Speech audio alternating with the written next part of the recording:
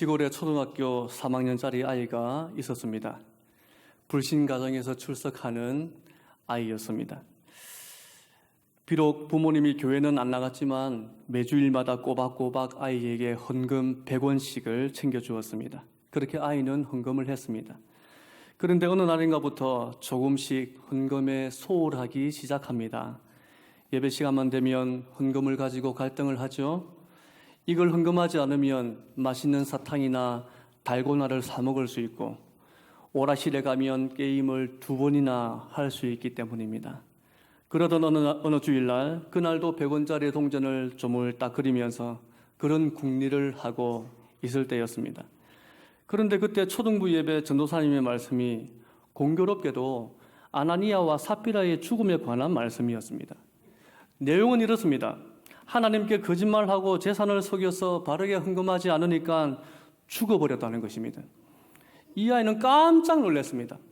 다른 말씀은 귀에 들어오지 않고 죽어버렸다는 말만 귀에 맴도는 것이죠. 설교가 끝나고 이제 헌금 시간이 되었습니다. 이 아이는 어떻게 했을까요? 헌금을 했을까요? 안 했을까요? 사람이 죽어나갔는데 무슨 말이 필요합니까? 조금도 지체하지 않았습니다. 이 사건은 이 아이가 자라면서 신앙생활하는데 아주 큰 영향을 주었습니다. 그때 말씀을 전하셨던 전도사님은 현재 영광교회를 담임하시는 하정호 목사님이십니다.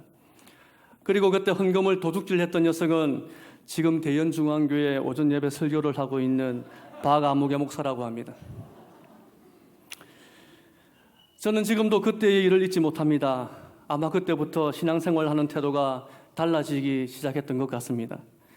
성도는 누구나 믿음 생활하면서 잊을 수 없는 말씀의 교훈을 가지고 살아가죠. 다른 건 몰라도 그 말씀은 순간순간 내 머릿속에 떠오르게 됩니다. 이것이 나를 하나님 앞에 바르게 합니다. 위기를 극복하게 하는 원동력이 됩니다. 나의 인생에서 획기적인 변화를 가져다 준 그 말씀, 하나의 기념비와도 같은 말씀이며 끝까지 내 삶을 이끌어갑니다. 여러분들에게 인생에 큰 변화를 가져다 준 하나님의 말씀이 있다면 과연 무엇입니까? 어느 때보다도 힘든 시절을 보내고 있습니다. 과연 말씀이 내 삶에서 여전히 유효합니까? 말씀을 통해서 나는 은혜를 사모하고 누리고 살아가고 있습니까? 마태복음 28장 마지막에는 부활하신 예수님께서 제자들에게 너희는 가서 모든 민족을 제자로 삼으라 명령하셨습니다. 이것은 승천하시기 전 예수님의 마지막 대위임령이지요. 이것은 하나님의 꿈을 이루어드리는 오늘 우리 교회의 비전이기도 합니다. 그런데 이와 같이 하나님의 뜻을 받들어 충성하고 주의 일에 힘쓰기 위해서는 거쳐야 할 과정이 있습니다. 그것은 바로 제자들이 갈릴리로 가는 것입니다. 왜냐하면 예수님은 이 명령을 갈릴리에서 제자들에게 주셨기 때문이지요. 그래서 오늘 16절에서 뭐라고 말씀을 하고 있습니까? 우리 16절 말씀을 한 번 더 읽어보시겠습니다. 16절입니다. 11 제자가 갈릴리에 가서 예수께서 지시하신 산에 이르러. 예수님이 부활하신 이후에 11 제자가 갈릴리에 갔습니다. 그리고 예수님이 지시하신 산으로 올라갔죠. 예수님이 일전에 말씀하셨던 바로 그 산입니다. 마태복음 26장 31절 이하에서 예수께서 잡히시기 전날 밤에 제자들에게 말씀하셨습니다. 오늘 밤 너희가 다 나를 버릴 것이다. 너희들은 다 흩어질 것이다. 그리고 그 다음 말씀이 중요합니다. 마태복음 26장 32절에는 이렇게 소개합니다. 그러나 내가 살아난 후에는 너희보다 먼저 어디로 가신다고요? 갈릴리로 가리라. 여기서 예수님은 2가지를 분명히 말씀하셨죠. 하나는 부활하실 것을 말씀하셨고 또 하나는 갈릴리로 가실 것을 언급하셨습니다. 그리고 이후에 예수님은 붙잡히셔서 고난을 받으시고 십자가에서 죽으신 것입니다. 자, 그러면 제자들이 주님께서 말씀하신 것을 믿었다면 어디로 가야 하겠습니까? 너희보다 먼저 갈릴리로 가신다고 했으니까 주님을 따라 당연히 갈릴리로 가야 하는 것이죠. 그러면 그들이 곧바로 갈릴리로 갔을까요? 그렇지 않습니다.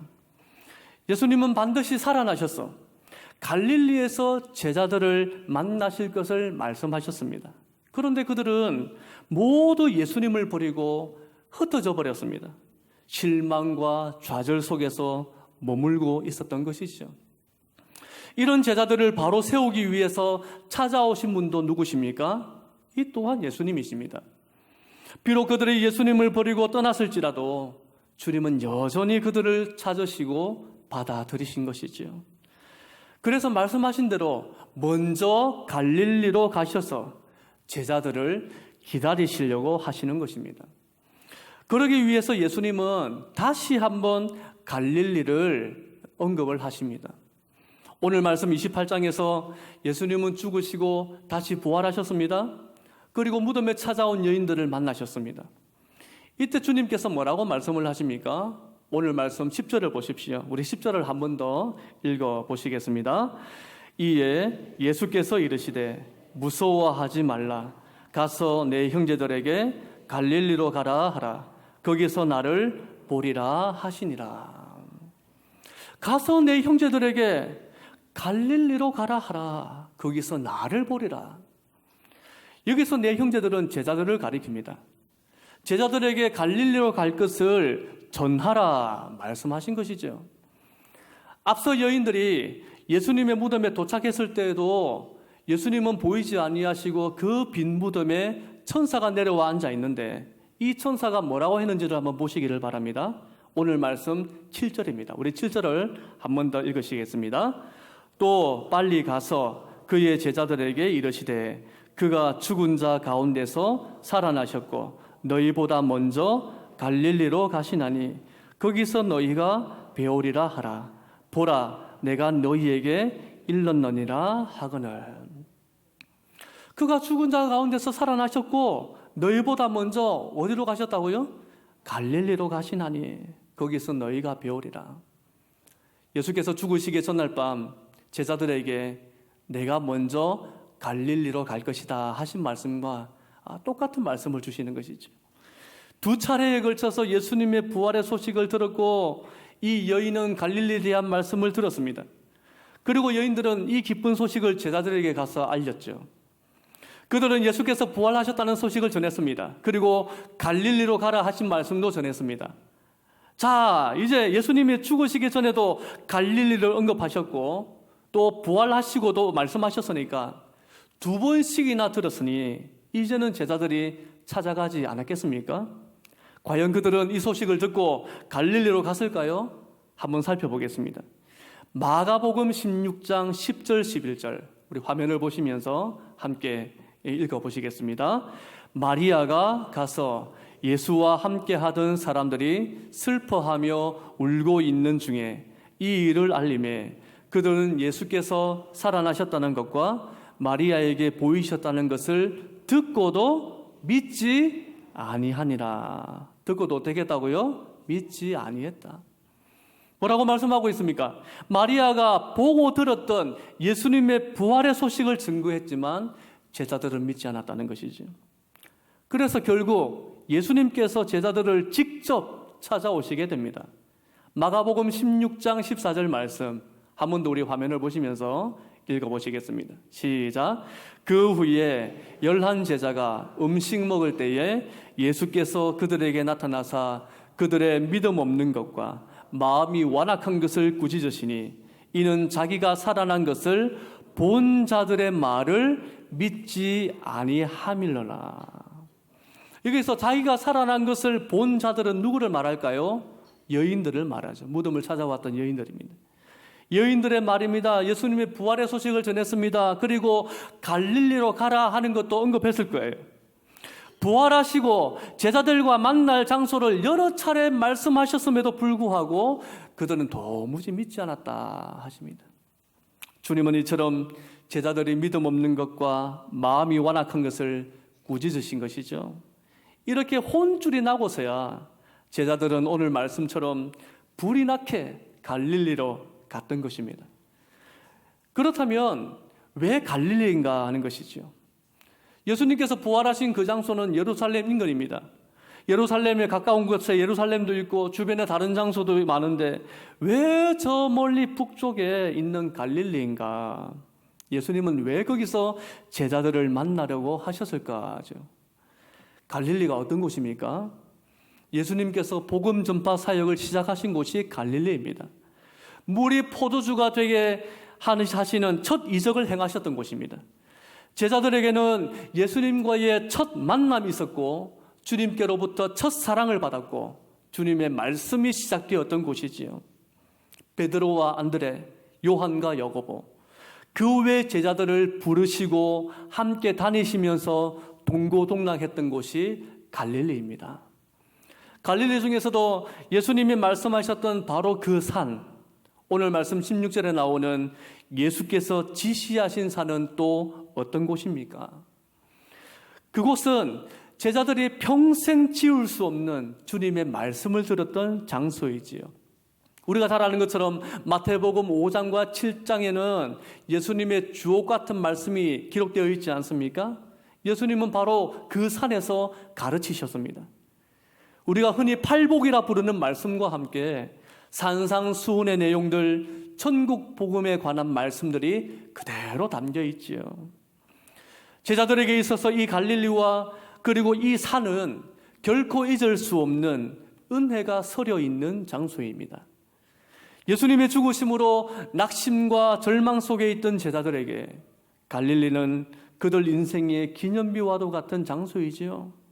평생 잊을 수 없는 주님의 말씀과 함께 했던 곳이기 때문입니다. 집을 나간 탕자의 비유를 우리가 잘 알고 있지 않습니까? 둘째 아들이 자기 분깃을 챙겨서 아버지 집을 떠납니다.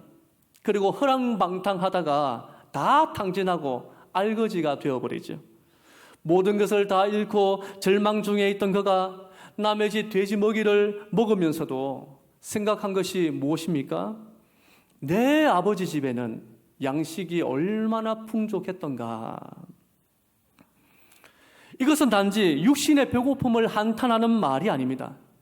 잃어버렸던 아버지와의 그 관계, 아버지와 함께했던 교제의 시간, 함께 살았던 그의 가족의 품이 그리웠던 것이지요.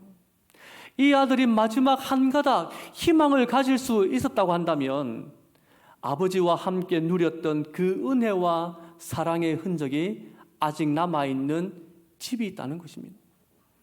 바로 돌아갈 집이 있었다는 사실이죠. 그래서 집으로 돌아갑니다. 이처럼 회복의 첫걸음은 은혜의 자리로 돌아가는 것에서부터 시작한다는 것입니다. 제자들도 마찬가지입니다. 그들이 예수님을 버리고 떠났을 때 모든 것을 다 잃어버렸습니다. 꿈도 잃었습니다. 열정도 식어버렸습니다. 실망과 좌절과 낙심 가운데 살아갑니다.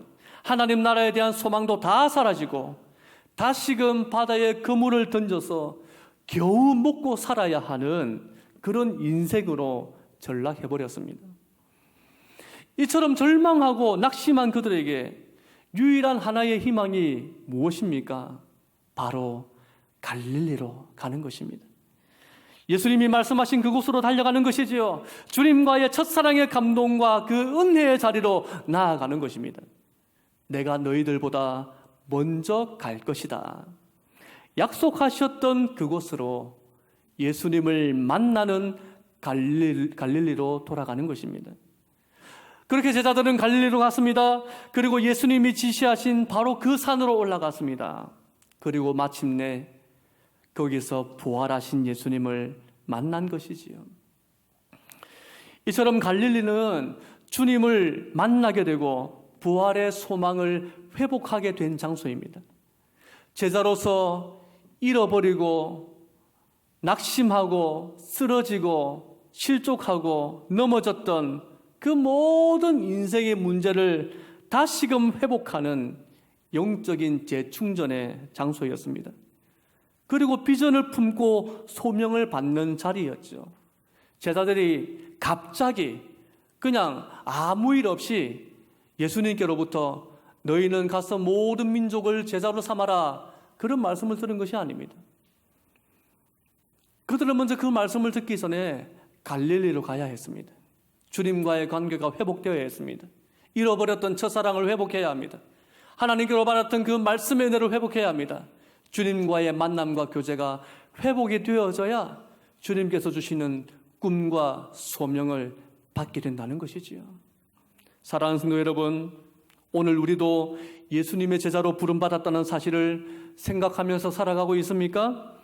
우리에게 은혜 베푸셔서 믿음으로 구원받게 하신 것도 감사한데 주님의 일을 감당하는 제자로 삼으신 것이 또한 얼마나 감사한 일입니까?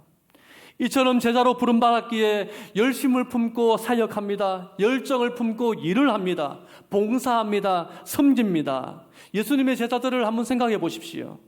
함께 동행하면서 수고하고 열심을 내고 누구보다 앞장서서 주의 일을 감당하기를 원했습니다. 죽음을 불사하고 끝까지 주님을 따르겠다라고 다짐하고 장담까지 했습니다. 그들은 그렇게 열정을 불태웠습니다. 그런데 예수님께서 죽으시던 바로 그때 이 제자들은 어떻게 되었습니까? 모두가 두려움과 걱정과 근심에 빠져버렸습니다. 결국 그들이 생각하는 꿈과 기대는 다 사라져버린 것이지요. 뿔뿔이 다 흩어져 버렸습니다. 주님을 버리고 줄행랑을 친 것입니다. 오늘 우리를 한번 생각해 보십니다. 믿음으로 산다는 것이 쉬운 일이 아니지요. 여러 가지 시험에 들기도 하고 고난도 만나고 어려움도 겪습니다. 열정을 가지고 뭔가 열심히 해보려고 하면 일이 뜻대로 안 될 때가 많습니다. 실패할 때도 있습니다. 그러다 보면 낙심이 되기도 하고 실망의 쓴맛을 경험합니다. 도대체 무엇을 어떻게 해야 할지, 어디서부터 내가 다시 시작을 해야 할지 도무지 감당이 안 되고 답답할 때가 있다는 것입니다. 혹시 이것이 지금 나의 모습은 아닌지를 돌아볼 수 있기를 바랍니다. 주일 예배를 드립니다. 맡은 봉사 일을 감당합니다. 직분자로 세움받았습니다. 목자와 목녀로 세움받았습니다. 여러 가지 교사로 세움받고 교회에 맡은 일들을 봉사하는 일들로 내가 세워졌습니다. 하지만 영적인 무력감에 빠져서 힘겨워하고 있는 그런 내 모습은 아닙니까? 그럴 때 내가 찾아야 할 나의 갈릴리는 과연 어디일까요? 주님께서 기다리시며 나를 만나시기를 원하시는 나의 갈릴리는 무엇인지를 생각해 보시기를 바랍니다. 처음 예수님을 믿고 신앙생활을 했던 그 은혜의 기억을 더듬어 보시기를 바랍니다. 예수님을 처음 만나고 구원의 기쁨과 감격이 넘쳤던 그 아련한 기억들, 희미해져가는 주님과의 그 추억들, 과연 주님께 받았던 그 첫사랑의 감동, 구원받았던 그 은혜가 지금도 내 삶 가운데 내 가슴 속에 남아 있습니까? 유효합니까? 지금도 나에게 이런 은혜가 충만합니까? 우리는 언제 끝날지 기약 없는 이 코로나 시대를 살아갑니다. 코로나가 우리의 일상을 바꾸었을 뿐만 아니라 우리의 신앙생활도 많이 흔들어 놓았습니다. 거리두기 단계에 따라서 예배 참석자 수가 제한되고 온라인으로 예배가 대체되었습니다. 처음에는 좀 어색했는데 이제는 익숙해져 버렸습니다. 익숙해진 만큼 또 편리해져 버린 것이죠. 그런데 이런 익숙함이나 편리함이 오히려 하나님의 은혜를 받아 누려야 할 것을 가리우는 것은 아닌지 참 우려가 되기도 합니다. 신앙의 위기는 말씀을 들어도 깨닫지 못하는 것에서부터 시작이 됩니다. 깨닫지 못하니까 영적으로 무력해지는 것이지요. 은혜도 없고 섬기는 일은 일대로 힘들고 표정은 어두워지고 삶은 지치고 힘들어지게 되더라는 것입니다. 전에는 말씀을 대할 때마다 은혜가 되고 감동이 되고 내 삶의 원동력이 되고 그 말씀이 나를 이끌어가는 것을 내가 느끼고 말씀 따라 순종하며 살았는데, 전에는 기도할 때마다 눈물 콧물 펑펑 쏟아내면서 결단하고 은혜를 누렸는데 이것이 당연했던 일인데 지금은 그렇게 당연했던 것들이 참 그리워지는 시대입니다.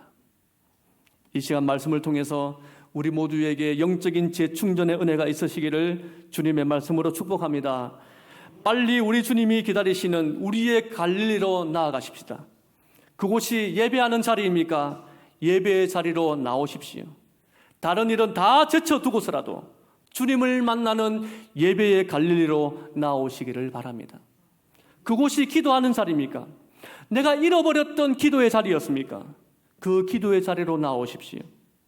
다시금 기도의 삶을 회복해 가시기를 바랍니다. 새벽에 나오십시오. 수요일 저녁에 나오십시오. 내가 있는 자리에서 하나님 앞에 무릎을 꿇으십시오. 주님을 만나는 기도의 갈릴리로 나오시기를 바랍니다. 제자는 큰 꿈을 가지고 주님의 명령을 행하기 이전에 먼저 주님과의 만남을 회복해야 합니다. 오늘 말씀은 우리에게 그것을 가르쳐주고 있어요. 회복의 첫걸음은 뭔가 기적적이고 거창한 일을 말하는 것이 아닙니다. 큰 계획을 세우고 그것을 시도하는 것으로 출발하는 것도 아닙니다. 은혜의 자리로 나를 돌이키고 하나님 만나는 자리에 내가 세워지는 것입니다. 주님이 기다리시는 그 갈릴리로, 지금도 나를 부르시는 하나님의 은혜의 자리로 내가 나아가는 것이지요. 이제부터 하나님께서 내게 주시는 말씀들을 잘 듣고 그 말씀을 새록새록 내 가슴 속에서 되새기면서, 순종이라고 하는 단어가 나의 귀와 입술에서만 맴도는 단어가 아니라 우리의 삶을 통해서 열매로 드러나는 단어가 되시기를 주님 말씀으로 축복합니다.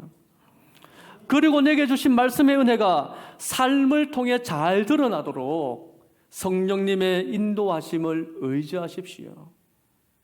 왜 하나님을 의지하지 않습니까? 왜 그렇게 바쁘게만 살아가십니까?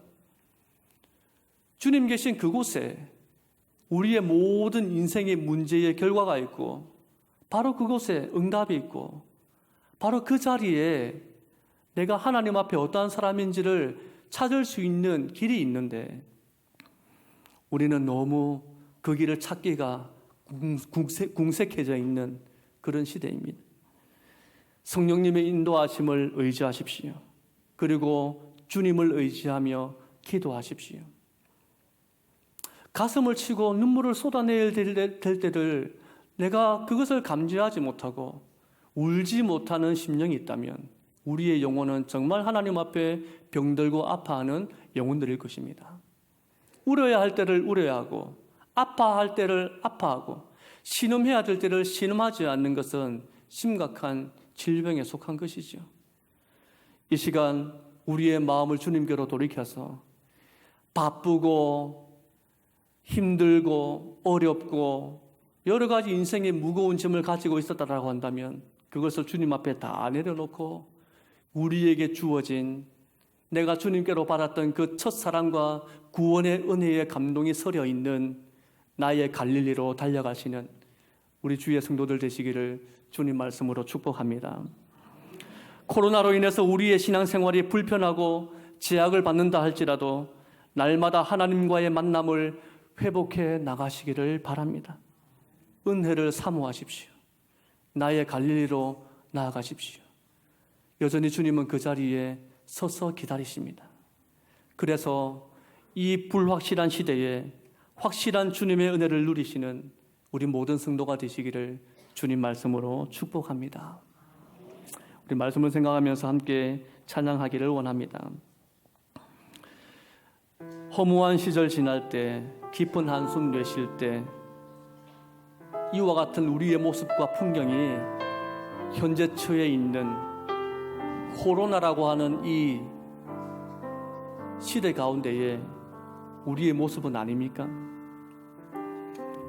지쳐있고 낙심되고 바닥까지 내려앉아 있는 나의 삶의 모습을 바라보면서 주님 여전히 기다리시고 나에게 주셨던 그 구원의 첫사랑을 회복하기를 원하시며 우리에게 손짓하시는 주님과의 만남의 장소, 만남의 자리, 주님과 함께했던 그 은혜의 자리로 돌아가고자 하는 심령과 결단하는 마음으로 이 찬양을 함께 부르시기를 원합니다.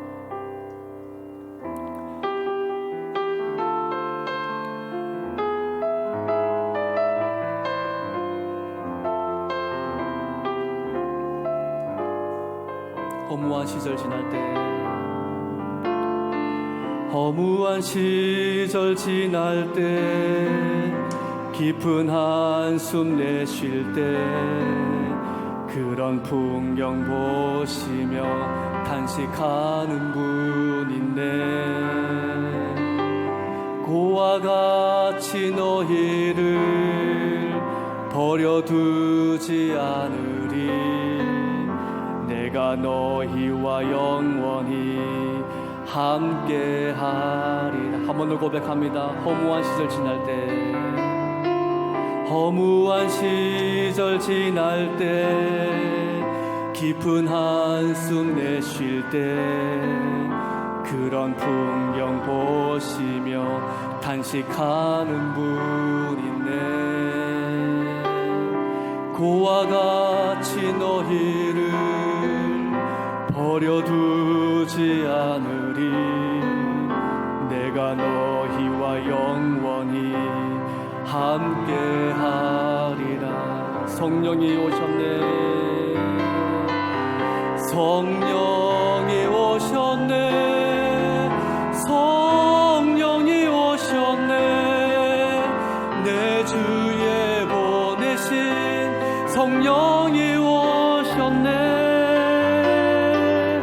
우리 인생 가운데 친히 찾아오셔서 그 나라 꿈꾸게 하시네. 억눌린 자 갇힌 자 억눌린 자 갇힌 자 자유함이 없는 자 피난처가 되시는 성령님 계시네. 주의 영이 계신 곳에 주의 영이 계신 곳에 참자유가 있다네. 진리의 영이신 성령이 오셨네. 우리와 영원히 함께 하시는 성령이 오셨네. 성령이 오셨네. 내 주에 보내신 성령이 오셨네. 우리 인생 가운데 친히 찾아오셔서 그 나라 꿈꾸게 하. 성령이 오셨네. 성령이 오셨네. 성령이 오셨네. 내 주에 보내신 성령이 오셨네. 우리 인생 가운데 친히 찾아오셔서 그 나라 꿈꾸게 하. 다시 한번 고백합니다. 성령이 오셨네. 성령이 오셨네.